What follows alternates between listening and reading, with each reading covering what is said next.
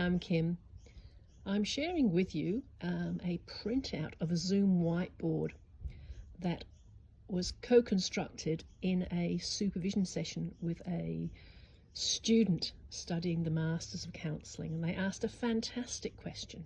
They said they kind of stuck in the friendship zone of connecting with a new client, and they weren't sure if that was where they should stay or how they would move away from that, or they just were a little bit lost. So this is what I drew. I drew a line. I'm a big fan of drawing a spectrum, so to speak, to explore such questions. So she had mentioned the friendship zone, so we've got that over here.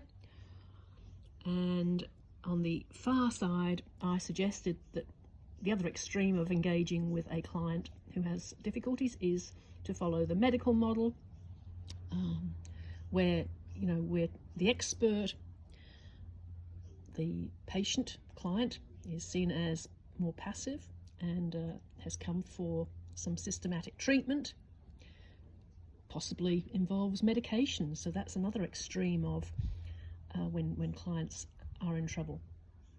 And if you've studied Michel Foucault's work, you'll understand how that can be tricky for the least powerful person in the room.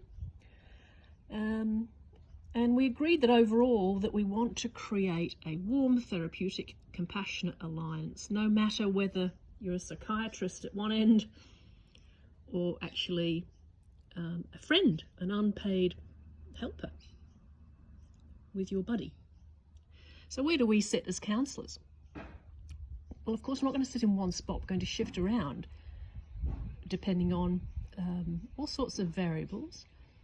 And also that we've got to be aware that some clients seem to want to draw us into this end, especially if there's a personality problem that's emerging. They might not want us to be this more distant expert.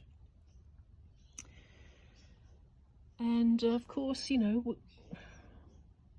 we'll look at a place we want to sit. If we pictured ourselves in the middle, we acknowledge we have a suite of evolving expert skills. We use certain words, we ask certain questions, we create this safe space, and we have unconditional positive regard for our clients. Sometimes we step into something that's slightly different from that, a little bit more away as the expert, such as when the client wants some suggestions of strategies to cope with either parenting or anxiety or depression.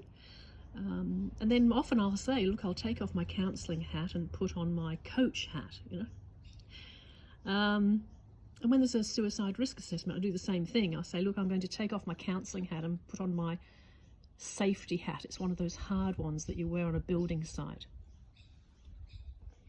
Anyway, I hope you found this helpful. And in terms of looking at other spectrums, these are examples. Oh, it's got a bit wet today. Of other spectrums that I use. Existential ones, I want to die or I want to live. Spectrums of anger, from relaxed to rage.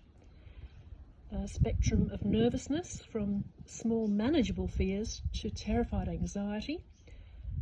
Spectrum of light, from dark depression to finding joys.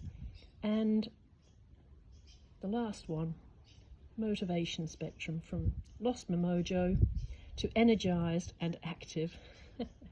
So here I am sitting outside enjoying my December in Melbourne. Hope you've enjoyed this.